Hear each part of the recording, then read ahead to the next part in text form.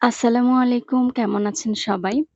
তো আজকে চলে আসছি আমার একটা অভিজ্ঞতা শেয়ার করতে। তো ইদানিং Facebook এ দেখছি যে ডায়মন্ড ওয়ার্ল্ড এর ওদের প্রোডাক্ট নাকি এটা নাকি ডায়মন্ড না, এটা নাকি কাঁচ দিয়ে দিচ্ছে ওরা। ১ম এ তো ভাবলাম যে এই গরিব মানুষকেও আবার ঠকিয়ে দিল। তো যাই হোক, তবে নিজের একটা যে অভিজ্ঞতা এটা থেকে বলছি যে আ আক আমি আগেই বলে নিচ্ছি যে কেউ নেগেটিভ কোনোভাবে নিবেন না আমার কথাগুলোকে। আমি জাস্ট আমার নিজের অভিজ্ঞতা শেয়ার করলাম আরকি। তো আমি ডায়মন্ড ওয়ার্ল্ড থেকে যখন এই আ মানে একটা নোজপিন কিনি আরকি। তো এই নোজপিনটা আমার বিয়ের নোজপিন। এটা ২০১৬ সালে আমার যখন বিয়ে হয়, তখন আমাকে দেয়া হয়। তো এটা তখন আরকি বিয়ের ১ সপ্তাহ পরে আমার বর আমাকে গিফট করে। আর বিয়েতে আমি যে নোজপিনটা কিনেছিলাম সেটাও ডায়মন্ড বলে ওরা দিয়েছিল। এটা একটা গোল্ডের দোকান থেকে কেনা হয়েছিল। তো ওইটা কিন্তু আমার ১ বছরও যায়নি। মানে ২-৩ মাসের মধ্যেই একটা কালচে ভাব চলে আসছিল এবং গ্লেজ তো ছিলই না।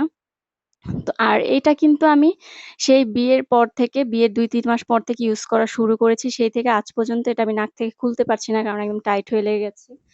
তো সেই থেকে ইউজ করছি। এটার একটুও গ্লেজও কমেনি। ইভেন কি যে গোল্ডের পার্টটা আছে ওইটাও কিন্তু কালো হয়নি।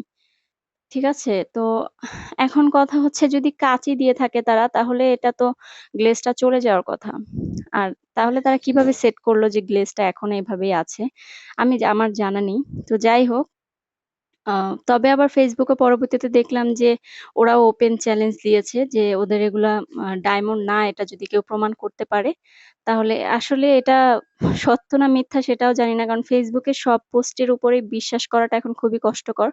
কারণ অনেক পোস্টই গুজব থাকে, আবার অনেকটা সত্যিও থাকে। এখন বলতে পারছি না। তবে আমি আমার নিজের অভিজ্ঞতাটা জাস্ট শেয়ার করলাম।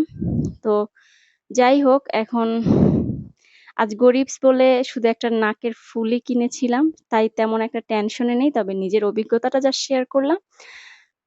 ভালো থাকবেন সবাই। আর যারা ডায়মন্ডের জিনিস কিনেছেন তাদের কাছ থেকে, তারা নিজেরা ইউজ করলেও অনেকটা বুঝতে পারবেন। আর দেখা যাক এরপরে কি হয়। তো ভালো থাকবেন সবাই, সুস্থ থাকবেন। আর এই কার্ডটা দিয়েছিল ওরা লাইফ টাইম এক্সচেঞ্জ এর জন্য।